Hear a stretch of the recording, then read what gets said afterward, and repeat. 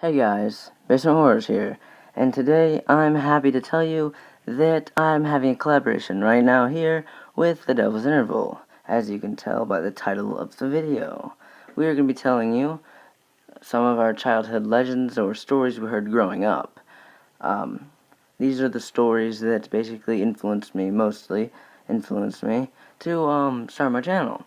So we decided to tell these, and I hope you guys like it. Grandma's house. Hey guys, this one is actually a personal story of mine about my grandparents' house. At the time, we were living in the house next to them, and because of this, we would often run through all the way through their house and into the backyard without even saying hello. We obviously felt very at home. I had heard stories from my cousins about the shadows and figures they would see in the room at night, and about how my grandmother had seen a boy that looked like an older version of my very young brother run through a particularly dark hallway. My cousins told me of a time where our grandpa was in the attic and rushed down sweating, saying he saw a very large dark figure that was darker than the attic itself. He hadn't yet turned on the lights. The creature had apparently also had blood-red eyes. Anyway, they moved out of that house and into the house we had previously lived in.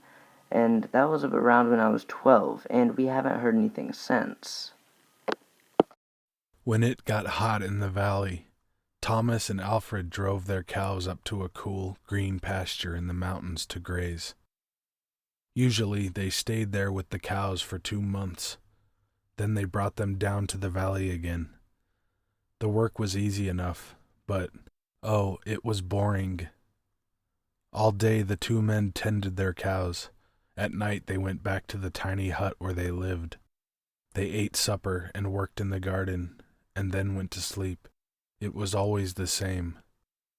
Then Thomas had an idea that changed everything. "Let's make a doll the size of a man," he said. "It would be fun to make, and we could put it in the garden to scare the birds."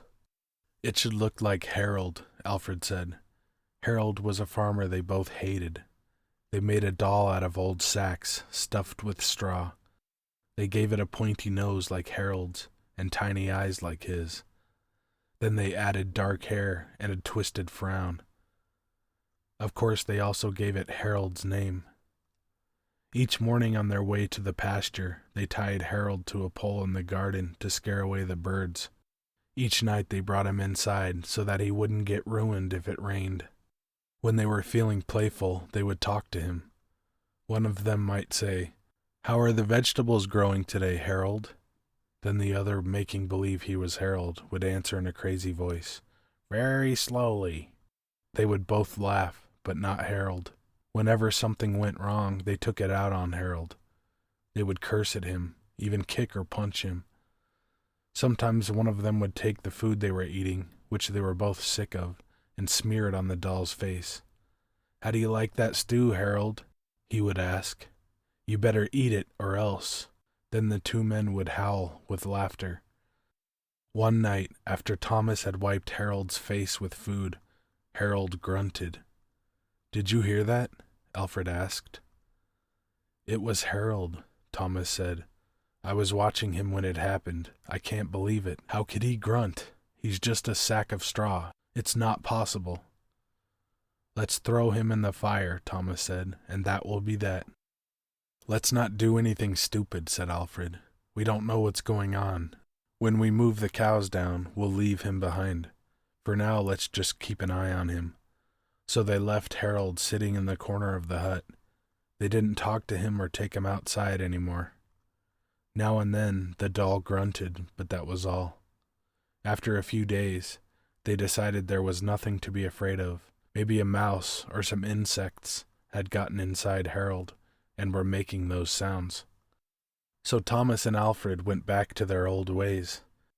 Each morning they put Harold out in the garden, and each night they brought him back into the hut. When they felt playful, they joked with him. When they felt mean, they treated him as badly as ever. Then one night, Alfred noticed something that frightened him. "Harold is growing," he said. "I was thinking the same thing," Thomas said. "Maybe it's just our imagination," Alfred replied. "We have been up here on this mountain for too long." The next morning, While they were eating, Harold stood up and walked out of the hut. He climbed up on the roof and trotted back and forth, like a horse on its hind legs. All day and all night he trotted like that. In the morning, Harold climbed down and stood in a far corner of the pasture. The men had no idea what he would do next. They were afraid. They decided to take the cows down into the valley that same day. When they left, Harold was nowhere in sight. They felt as if they had escaped a great danger and began joking and singing. But when they had gone only a mile or two, they realized they had forgotten to bring the milking stools. Neither one wanted to go back for them, but the stools would cost a lot to replace. There really is nothing to be afraid of, they told one another. After all, what could a doll do? They drew straws to see which one would go back. It was Thomas. "I'll catch up with you," he said, and Alfred walked toward the valley. When Alfred came to a rise in the path, he looked back for Thomas. He did not see him anywhere, but he did see Harold. The doll was on the roof of the hut again. As Alfred watched, Harold kneeled and stretched out a bloody skin to dry in the sun. Hey guys, I hope you liked this video, and if you did, you know what to do. And after this video, please go over to the Devil's Intervals channel and check out his side of our collaboration, as well as subscribing to him. I had a lot of fun working with him, and the story he narrated over here is personally one of my favorite stories. So, go give him some love. And until next time, have a horrific day.